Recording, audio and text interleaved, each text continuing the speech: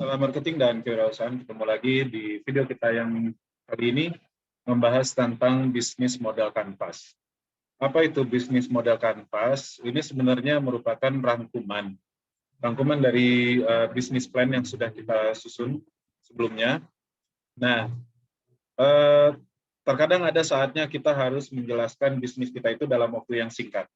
Artinya, mungkin bagi pihak yang memeriksa atau yang kita ajukan proposal bisnis kita itu, dia tidak punya waktu atau tidak punya kesempatan untuk membaca secara keseluruhan. Nah, bisnis model kanvas ini membantu bisnis plan kita, membantu kita dan membantu pihak yang kita tuju bisnis plan tersebut untuk memudahkan dan mempersingkat waktu.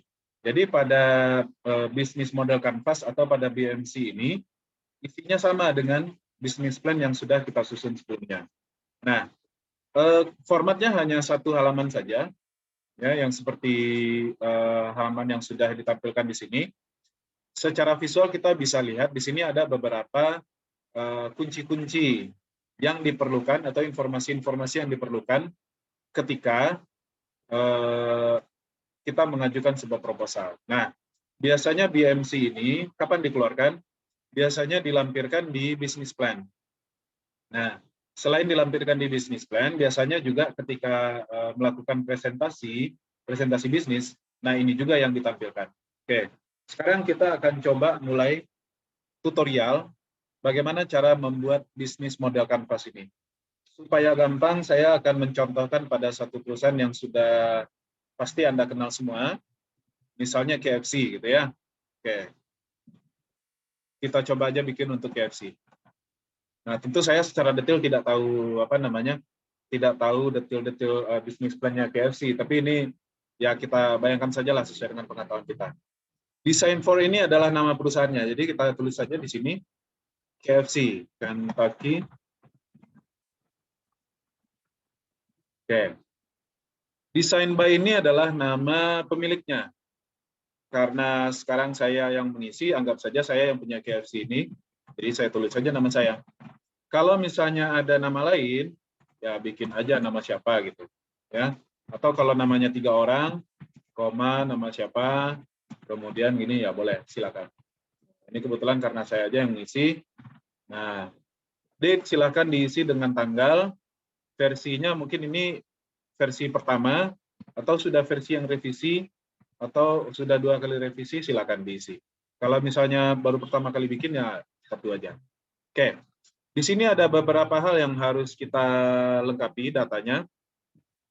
Ini mohon maaf ya, saya sedang berada di rumah dan di luar hujan, jadi mungkin ada suara background-nya suara hujan, tidak apa-apa ya, yang penting suara saya jelas. Key partner ini adalah pihak-pihak yang akan kita jadikan partner. Partner ini apa ya? Kita ajak kerjasama. Tapi pihak ini adalah merupakan kunci, artinya kita harus bekerja sama dengan dia. Kalau seandainya kita tidak bekerja sama dengan key partner ini, maka usaha kita tidak bisa jalan.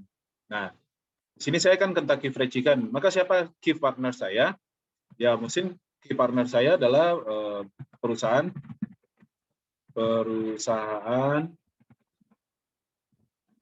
pemasok daging ayam misalnya. Kemudian perusahaan pemasok kentang. Ya. Kemudian apa lagi ya, KFC ya, dan lain-lain gitu ya. Nah, kemudian apa lagi ya, KFC ini kerjasama sama siapa? Nah, misalnya KFC ini usaha KFC saya ini akan saya didirikan di sebuah mall misalnya. Ya, saya mau dirikan di Transmart misalnya. Ya, saya bikin aja. Salah satu key partner saya ini adalah Transmart. Nah, saya KFC juga sekarang sedang marak menjual album rekaman CD. Ini kan perusahaan rekaman, gitu ya, dan lain-lain. Nah, ini adalah contoh saja, ya. Masing-masing Anda yang sedang membuat bisnis plan tentu punya ini berbeda-beda. Nah, kalau saya bikin seperti ini nilainya masih rendah. Artinya tidak jelas perusahaan pemasok dagingnya siapa. Kalau mau lebih bagus, ya dibikin nama. Jadi nama perusahaannya yang dibikin itu akan lebih bagus sekali. Makanya kita ulang ya. Ini versi yang oke lah, versi oke. Tapi kalau mau lebih bagus, misalnya PT tukang ayam misalnya, ayam limited misalnya. Kemudian CV tentang sejahtera misalnya, sejahtera abadi misalnya, ya kan, dan lain-lain. Ini lebih bagus. Yang lebih bagus lagi bagaimana? Dibikin alamatnya. Nah, tapi biasanya jarang ya. Biasanya dengan nama saja itu sudah bagus. Oke. Key activities ini adalah aktivitas-aktivitas kunci yang ada di perusahaan kita. Kentucky Fried Chicken ini kuncinya itu adalah pelayanan sebenarnya. Ya. Pelayanan konsumen. Warnanya kok jadi gini ya? Ini pelayanan konsumen.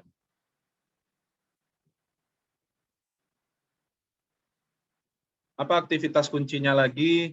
Misalnya produksi. Produksi kan tidak boleh terhambat ya. Kemudian apa lagi? Lain-lain silakan ditambahkan. Aktivitas kunci. Semakin detail semakin bagus. Value proposition. Value proposition ini adalah nilai yang kita tawarkan kepada pelanggan kita. Ini kan perusahaan saya ini kan jualan ayam goreng. Value proposition ini saya menjelaskan kenapa kok konsumen itu beli ayam gorengnya sama saya, bukan sama McDonald misalnya, bukan sama CFC, bukan sama ayam goreng di pinggir jalan. Kan sekarang banyak kaki lima fried chicken misalnya, Bang Mahmud fried chicken dan lain-lain sebagainya. Kenapa kok harus beli di KFC? Nah itu maksudnya value proposition, nilai tambah saya sebagai perusahaan penjual ayam goreng. Misalnya value proposition saya adalah cepat saji misalnya. Cepat saji ini maksudnya konsumen cukup menunggu. Nah, misalnya di sini saya bikin pelayanan maksimal 10 menit misalnya. Ini yang saya janjikan di value proposition saya. Jadi nilai tambah saya adalah ini. Kelebihan perusahaan saya ini. Konsumen itu kalau datang ke tempat saya, nggak ada yang menunggu lebih dari 10 menit, tidak ada. Karena cepat saji. Begitu dipesan, itu makanannya sudah siap, tinggal diserahkan, bayar, selesai. Datang lagi, dan dia pesan, dia ini, dia makanannya sudah siap, bayar, selesai. Nah, itu juga makanya kenapa ke KFC itu bikin paket-paket. Jadi, kalau kita lagi ngantri, itu kan kita ngantri lihat paket-paket, ada paket combo, ada paket ini, paket panas, paket apa segala macam. Itu sebenarnya untuk mempercepat antrian. Jadi ketika orang datang dia sudah tinggal bilang aja saya mau paket 3 gitu atau paket hot gitu ya kan. Nah itu mempercepat ini daripada dipesan satu-satu. Saya mau ayamnya ini, kemudian tambah kentang, tambah minumannya ini, akan lebih cepat pakai paket. Makanya cepat saji. Nah, apa value proposition saya lagi misalnya? Kelebihan saya adalah ayamnya segar misalnya. Nah, ya kan? Apalagi ya misalnya tempatnya nyaman dan full musik misalnya. Ya, mungkin Anda juga heran, kok KFC full musik ya? Ini kan cuma contoh saja ya. Saya kan bukan pemilik KFC, ini kan cuma bayangan saja. Intinya adalah value proposition ini kita menampilkan sebanyak-banyaknya di sini apa saja kelebihan-kelebihan dari perusahaan kita. Makanya value proposition ini banyak, panjang ininya penjelasannya. Nah, customer relationship ini adalah cara kita membangun hubungan atau membangun relationship dengan pelanggan kita. Bagaimana caranya? Misalnya dengan pelayanan prima misalnya. Nah, pelayanan prima ini maksudnya setiap pegawai itu sudah dilatih. Misalnya ketika pelanggan datang itu langsung dia menginikan tangannya misalnya, selamat datang di KFC, ada yang bisa kami bantu gitu misalnya, atau mau pesan apa. Nah ketika pelanggan itu dia ragu ingin memesan apa, langsung dia tawarkan. Gimana kalau pesan paket ini aja, misalnya paket sarapan, misalnya dan lain sebagainya. Nah, itu namanya pelayanan prima. Ketika lokasi restorannya agak kotor, itu akan ada pegawai yang begitu cepat dan sigap untuk membersihkan. Pelanggan itu kalau datang maupun pergi pintunya dibukakan. Nah, itu namanya kan pelayanan prima. Apakah perlu dituliskan di sini? Pelayanan prima yang dimaksudkan adalah yang dimaksudkan adalah ini semuanya tidak perlu. Ini kan cuma poin-poin saja yang ada di sini. Di mana tahunya pelayanan prima itu seperti apa di KFC di bisnis plan-nya. Nah, ya jadi di sini cuma poinnya saja. Kemudian apalagi misalnya menyediakan jasa delivery misalnya. Delivery order misalnya. Menyediakan jasa, kalau yang ini apa ya namanya, yang kita datang ke situ pakai mobil, pesan di jendela, aduh saya kok lupa ya, pesan apa namanya. Nah itu ya, yang pesannya kalau kita datang terus kita pesan di jendela aja, kok saya lupa ya namanya. Nah terus kita juga ini customer care misalnya. Kita juga ada menyediakan tanggung jawab sosial ya kan, mengadakan CSR dan lain-lain sebagainya. Customer segment ini menjelaskan segmen atau kelompok konsumen mana yang dilayani. Ya. Nah, kalau KFC itu dia melayani konsumennya itu menengah ke atas. Menengah ke atas, bukan menengah ke bawah ya, menengah ke bawah. Walaupun orang menengah ke bawah ada makan KFC ada. Tapi kan bukan itu tujuan KFC bikin restoran, kan bukan melayani menengah ke bawah. Tapi yang lebih sering datang ke sana dan berbelanja adalah konsumen menengah ke atas. Kemudian misalnya konsumen anak muda, dari usia muda. Usia muda misalnya. Ya, kan KFC itu walaupun nenek-nenek juga datang ke situ ya, tapi yang lebih utamanya kan settingan tempatnya itu untuk anak muda, ya kan, dibikin sofa, dibikin tempatnya itu trendy ya kan dan lain segala macam, karena dia ini kan anak muda. Walaupun kalau nenek-nenek datang ya tetap dilayani juga gitu. Kemudian customer segmennya siapa lagi misalnya? Ya yang ini konsumen yang suka makan ayam. Nah, dan lain-lain sebagainya. Oke, key resources ini adalah sumber daya kunci. Sumber daya itu adalah, daya itu kan tenaga ya. Sumber daya, sumber tenaga. Perusahaan kita itu bisa jalan karena ada tenaga. Siapa aja kunci-kuncinya? Kalau di KFC, pegawai, ya, atau sumber daya manusia, itu yang resource kuncinya. Kalau misalnya Anda bikin perusahaan tambang batu bara, tentu bukan SDM-nya yang dikunci, tapi teknologi. Ya, key resource-nya adalah teknologi. Kalau Anda itu bikin perusahaan investasi, ya key resource-nya bukan pegawai atau bukan teknologi, tapi uang, modal. Nah, apalagi key resource saya dan lain-lain sebagainya. Ya, channel ini adalah saluran distribusinya. Kalau ini menggunakan restoran, ya. Nah, channel itu distribusinya. Intinya adalah gimana cara kita setelah produk itu dibuat, kemudian sampai ke tangannya konsumen itu pakai apa? Kalau KFC kan pakai restoran. KFC pakai apa lagi ya? Menggunakan call center ya, atau direct marketing, penjualan secara langsung. KFC kan nggak ada dia penjualan itu dititip di warung orang, kan nggak ada. Ya, kalau Anda punya produk yang dititip di warung orang, ya betul bukan direct penjualan, direct selling ya.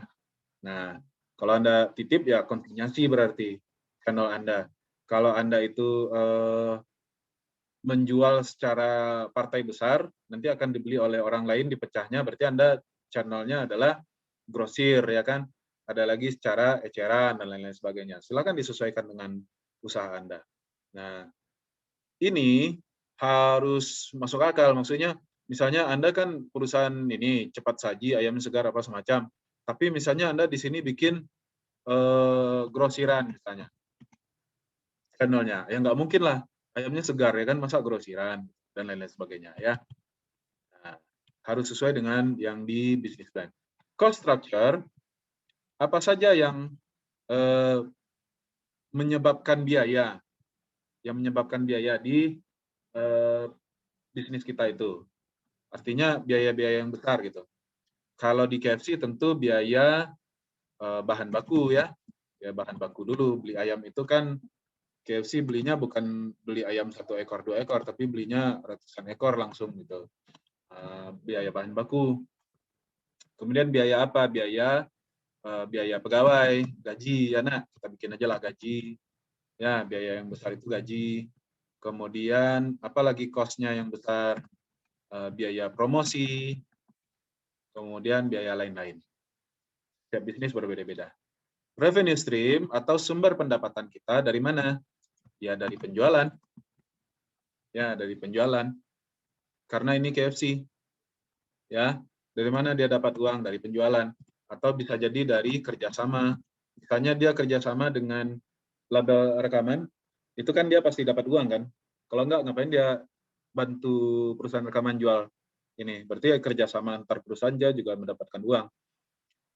Ada enggak sumber pendapatan lain? Bisa jadi dari saham. Kalau KFC saya nggak tahu apakah dia juga main saham atau enggak. Tapi kalau perusahaan Anda itu jual beli saham ya berarti dari saham. Kalau perusahaan Anda itu menjual properti ya jual perumahan misalnya, ya berarti dari properti. Kalau Anda itu perusahaannya konsultan, ya berarti Anda itu dapat uangnya, revenue-nya adalah dari honor atau dari fee, ya jasa konsultan. Macam-macam, tidak harus dari penjualan semua. Oke, nah itulah intinya cara membuat bisnis model Canvas ini.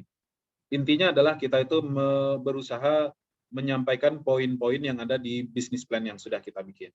Sehingga ketika orang membaca bisnis plan itu tidak sempat, dia cukup melihat model bisnis Canvas ini saja, atau bisnis model Canvas atau BMC ini saja, maka dalam waktu 10 menit dia sudah memahami apa yang mau Anda sampaikan di dalam bisnis plan.